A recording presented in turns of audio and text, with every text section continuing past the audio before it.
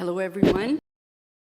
Thank you so much for inviting me to share a little bit about what I encountered when I met Wayne. When we first met, when I came to work in Ottawa on environment and development issues, I was a recent graduate from the School from Resource and Environmental Studies of Dalhousie University. I was a young upstart, wannabe professional, and through a confluence of events, I ended up actually setting up a secretariat for CEDA on environment and development issues around 3 conferences, 2 of which I remember the names, and a third one which escapes me. One was the Fate of the Earth Conference, and the other one was the Brundtland Commission, which was the lead up to our common future. And this was back in the mid-'80s, when those connections were being made. And I think Wayne was recently arrived also in Ottawa, though I don't recall the details. Anyway, he knew everybody, and he made me feel at home. He gave me context and mentored me gently with his fabulous anecdotes. I mean, he had a story for absolutely everything. He was an inveterate storyteller.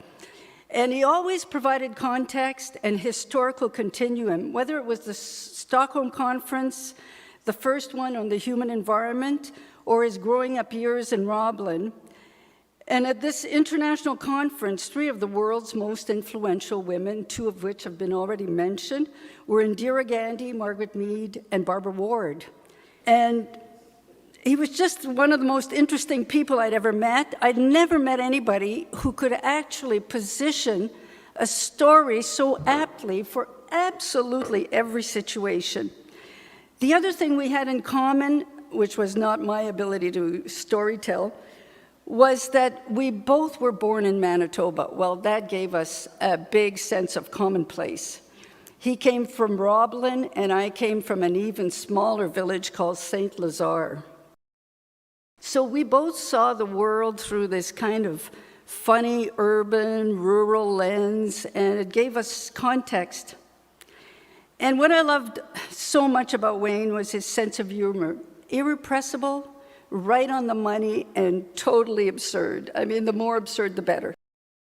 His work was entrepreneurial, like in a way that, in the UN, as Hiro Shibuya mentioned, and Mr. Da Silva,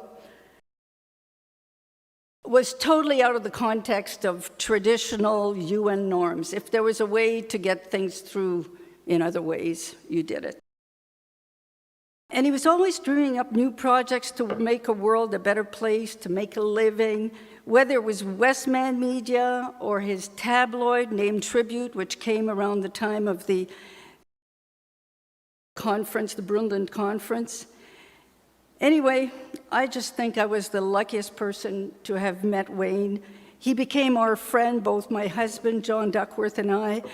So we were really good friends, and we stayed in contact for a long time, but in the last 15 years we hadn't seen him, largely because he went to Manitoba and I lived on the East Coast. So this is my story about Wayne.